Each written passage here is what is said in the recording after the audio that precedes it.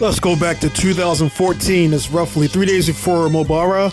I blow my engine, and my buddy let me borrow his GTR engine that you see on the stand right there. Flash forward to 2024, this vehicle shows up in my shop.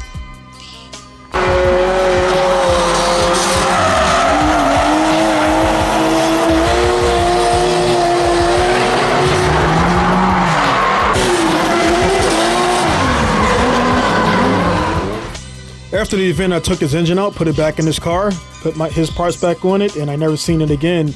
And now I see it today. As you can see, a lot of DIY, not so good.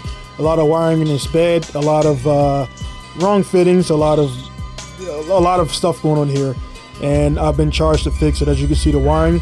So what we're going to do for this is a full reset. Everything comes out, all the parts come off, and a full reset back to stock. Stock injectors, stock wiring, stock harness, stock everything to get this car back running and to get it on the road and possibly get it up for sale.